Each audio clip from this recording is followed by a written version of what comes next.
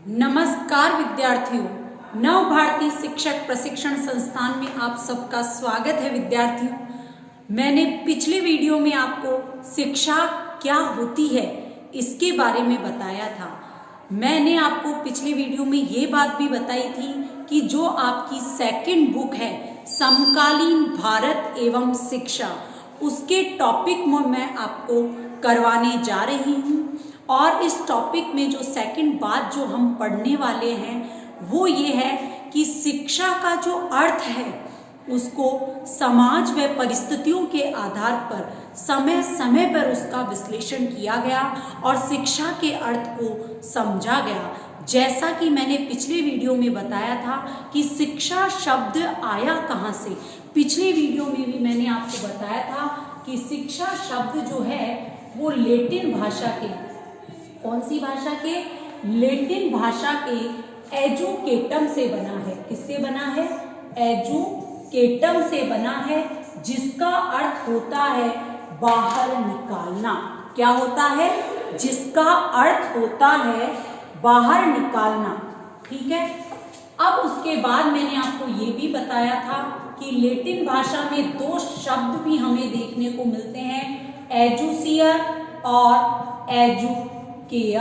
इन दो शब्दों, इन तीनों शब्दों से मिलकर के शिक्षा शब्द बना है। अब शिक्षा क्या होती है, इसका परिस्थितियों समाज के अनुसार जब विश्लेषण किया गया तो शिक्षा के कई अर्थ हमारे सामने निकल करके आते हैं। तो शिक्षा के अर्थ को समझने के लिए हम इसको तीन भागों में बांट सकते हैं। पहला है विद्यार्थियों संकुचित अर्थ। पहला क्या है? संकुचित अर्थ। संकुचित अर्थ ये कहता है कि एक निश्चित योजना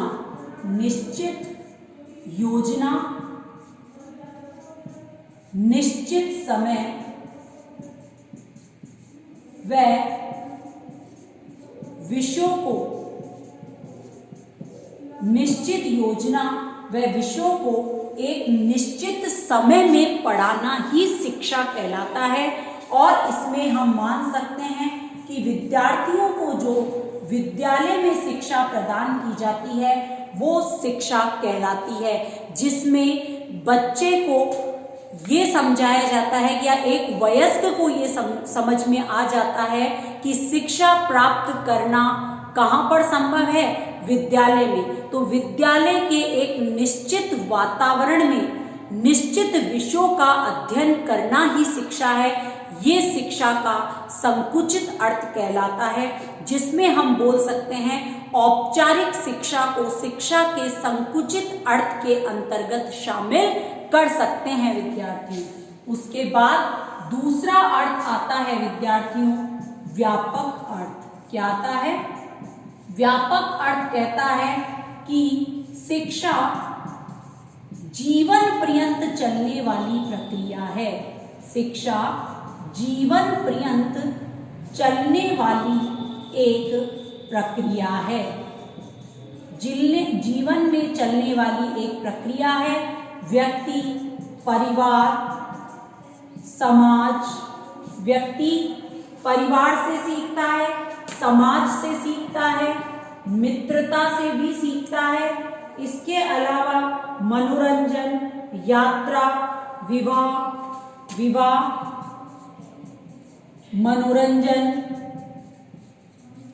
यात्रा, इन सब से कुछ न कुछ जीवन पर्यंत सीखता रहता है। तो शिक्षा एक अति व्यापक प्रक्रिया है। ये व्यापक अर्थ कहता है कि शिक्षा जब बच्चा जन्म लेता है तब से लेकर मृत्यु तक सीखता है, जिसके कारण नई परिस्थितियों से क्या करना सीख जाता है? सामंजस्य करना सीख जाता है। इसके अलावा जीवन में वो नए अनुभव प्राप्त करता है। क्या प्राप्त करता है? विभिन्न प्रकार के नए अनुभवों को प्राप्त करता है और इस भौतिक, सामाजिक और आध्यात्मिक जीवन के साथ सामंजस्य करना सीख जाता है। वही शिक्षा है कि जिसके द्वारा व्यक्ति शिक्षा के माध्यम से नए अनुभवों को सीखता है और इन अनुभवों के माध्यम से भौतिक, सामाजिक और आध्यात्मिक रूप से सामंजस्य करना सीख जाता है। ये शिक्षा का व्यापक अर्थ है। अब आता है शिक्षा का वास्तविक अर्थ, जो आज हमारे समाज में शिक्षा के इस वास्तविक अर्थ को समझाया गया है। ये कहता है कि व्यक्ति की रुचि,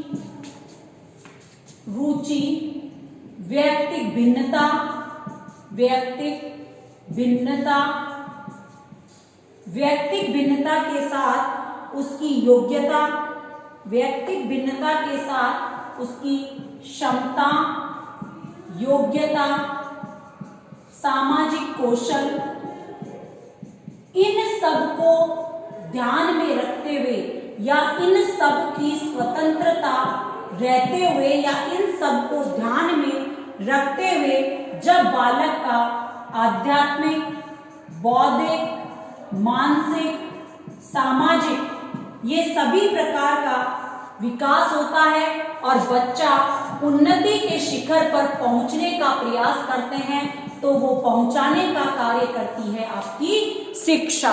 तो आपने तीनों अर्थों को समझा। पिछले वीडियो में मैंने शिक्षा के बारे में थोड़ा सा आपको समझाया था। इस वीडियो में मैं आपको बताने जा रही हूं कि शिक्षा का विश्लेषण हुआ है, शिक्षा के अर्थ का भी विश्लेषण हुआ है।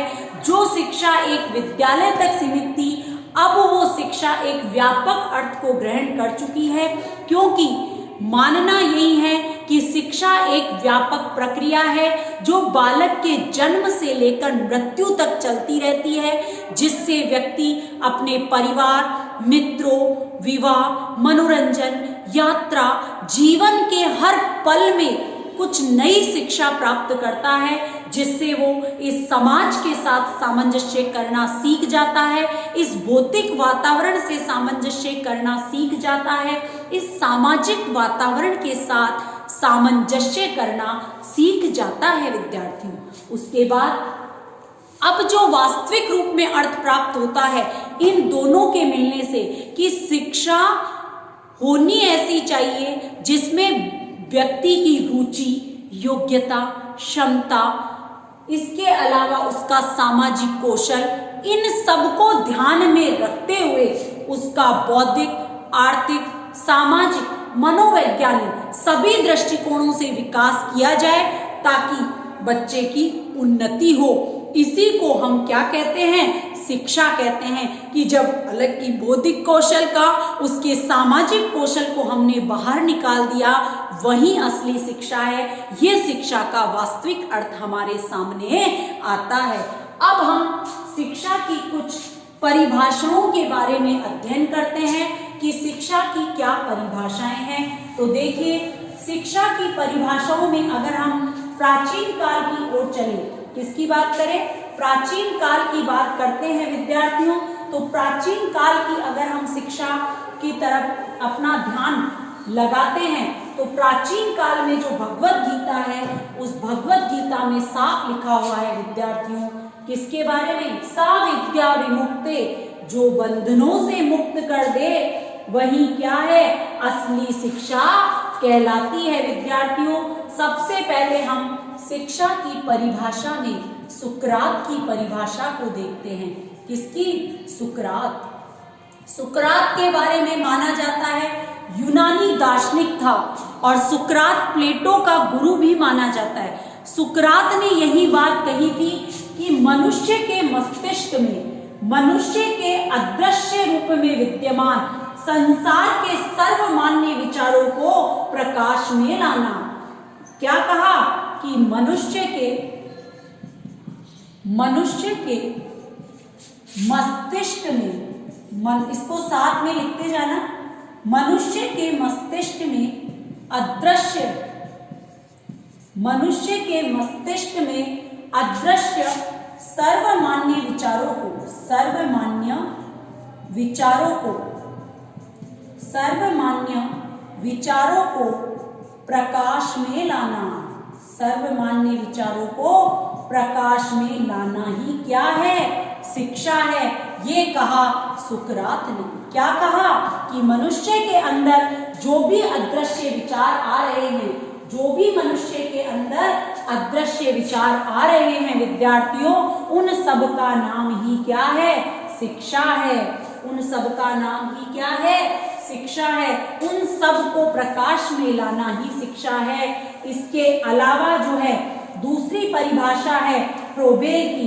फ्रोबेल कहता है, फ्रोबेल जो कि एक मनोवैज्ञानिक भी माना जाता है और शिक्षा जगत में फ्रोबेल का भी एक महत्वपूर्ण रोल माना जाता है। फ्रोबेल साहब कहते हैं कि मनुष्य के अंदर जो जन्मजात शक्तियां हैं उनको बाहर निकालना ही शिक्षा है। क्या कहा फ्रोबेल साहब ने? फ्रोबेल ने क्या कहा? किंडरगार्टन पद्धति। फ्रोबेल कहता है कि मनुष्य के अंदर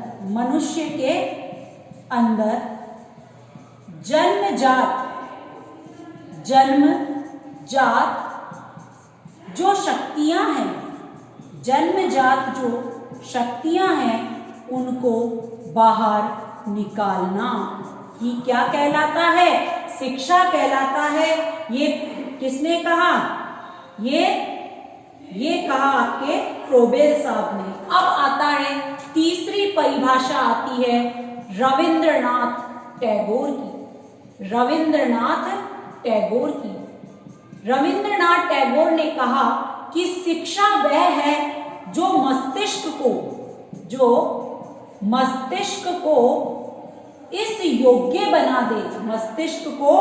इस योग्य बना दे, कि वो क्या कर सके, वो खोज कर सके। मस्तिष्क को इस योग्य बनाना कि वह क्या कर सके, खोज कर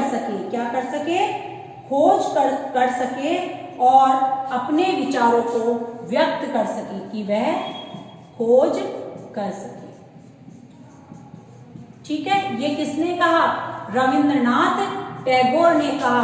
रविंद्रनाथ टैगोर के बाद में आता है आपका पेस्टालोजी, जो कि एक बहुत ही अच्छे दार्शनिक और मनोवैज्ञानिक कहलाते हैं, जिनका शिक्षा मनोविज्ञान में भी महत्वपूर्ण रोल माना जाता है। वो है आपके पेस्टालोजी। पेस्टालोजी ने क्या कहा विद्यार्थियों, वो देखिए।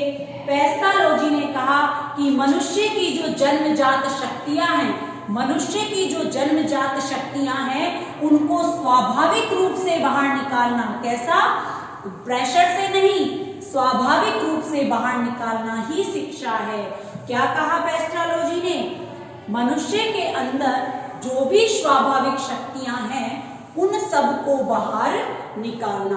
तो चौथी परिभाषा आपको ध्यान रखनी है किसकी? पेस्टालोजी ने कहा, क्या कहा कि मनुष्य के अंदर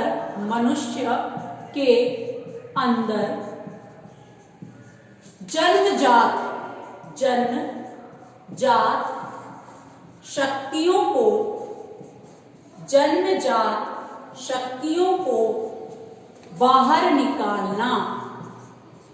जन्मजात शक्तियों को बाहर निकालना ही शिक्षा है। बाहर कैसे निकालना?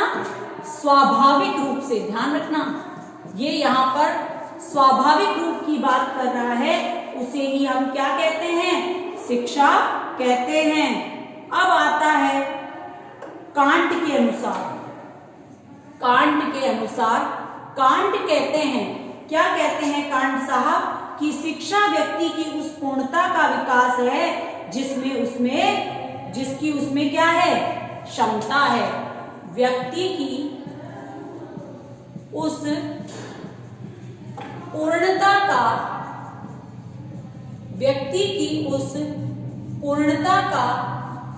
विकास है जिसमें उसकी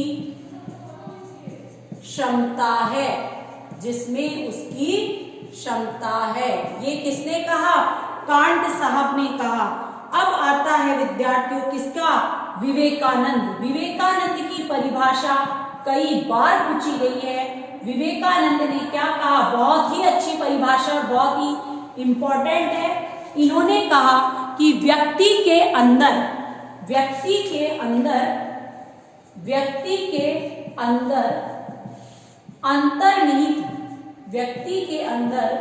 अंतर्निहित शक्तियों की पूर्णता का विकास है। इसके अलावा महात्मा गांधी की परिभाषा भी सबसे इंपॉर्टेंट मानी जाती है। महात्मा गांधी ने क्या कहा, मनुष्य के अंदर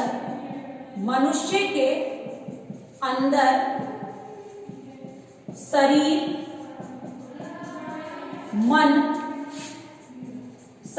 मन व आत्मा का विकास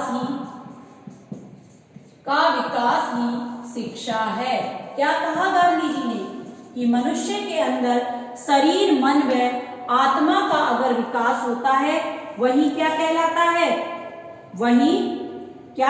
है, शिक्षा कहलाता है। इसके अलावा बॉसिंग कहता है, बॉसिंग साहब ने बहुत ही सुंदर परिभाषा दी है कि शिक्षा वह है जो व्यक्ति को वातावरण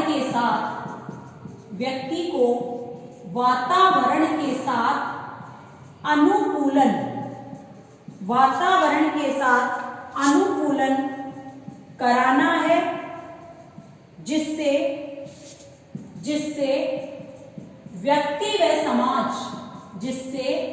व्यक्ति व समाज संतोष प्राप्त कर सके। ये किसने कहा?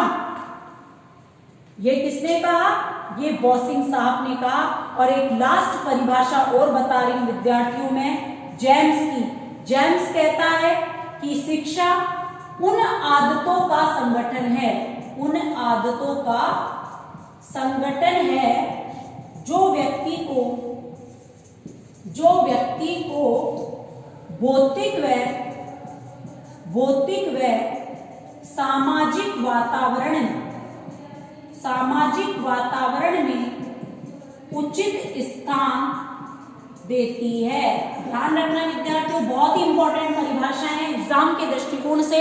और बीएड फर्स्ट ईयर के जो नए बच्चे आए हैं उनको जो भी मैं यहाँ पर लिखवा रही हूँ इसको कॉपी में क्या करना है, नोट डाउन करते रहना है। और एक द्वितीय प्रश्न पत्र की एक अलग से कॉपी बना लीजिए।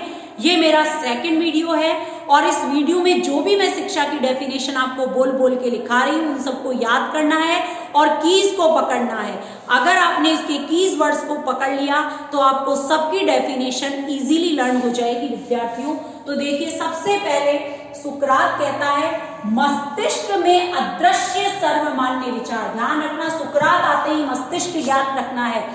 मस्तिष्क में जो भी अदृश्य विचार है उनको सर्वमान्य विचारों को बाहर निकालना ही शिक्षा है। ये परिभाषा दी सुकरात साहब ने। उसके बाद फ्रोबेल कहते हैं जन्मजात शक्तियों को बाहर निकालना, और अगर इसमें स्वाभाविक आ जाए तो आपको पेस्टालोजी का नाम करना है। उसके बाद कांट कहता है व्यक्ति में उस पूर्णता का विकास करना जिसकी उसमें क्षमता है, वही क्या कहलाती है, शिक्षा कहलाती है। विवेकानंद जी ने बड़ी ही सुंदर परिभाषा दी कि व्यक्ति के अंदर जो भी अंतर्निहित शक्तियां हैं उसकी पूर्णता का विकास करना ही शिक्षा है। रविंद्रनाथ टैगोर साहब ने कहा कि मस्तिष्क को इस योग्य बनाना ताकि वो खोज कर सके और अपनी क्षमताओं का विकास कर सके, यही शिक्षा है। ये कहा रविंद्रनाथ टैगोर ने, जिन्होंने गीतांजलि लिखा और जिनको 1913 में प्रथम भारत रत्न के पुरस्कार से भी नवाजा गया था। रविंद्रनाथ टैगोर की कविताएं बड़ी ही फेमस है। उसके बाद आती है महात्मा गांधी। महात्मा गांधी के विचार शिक्षा जगत में एक अपूर्व महत्वपूर्ण योगदान देने वाले हैं, जिनको हम आगे की वीडियोस में पढ़ेंगे भी। महात्मा गांधी के शिक्षा जगत में जो जो विचार दिए गए उन सबको हम पढ़ने वाले हैं, लेकिन आज यहाँ पर हम शिक्षा की परिभाषा देख रहे हैं। शिक्षा के बारे में महात्मा गांधी ने बड़ा ही सुंदर विचार रखा कि मनुष्य के अंदर के में जो शरीर, मन और आत्मा है, उनका विकास करना ही शिक्षा है।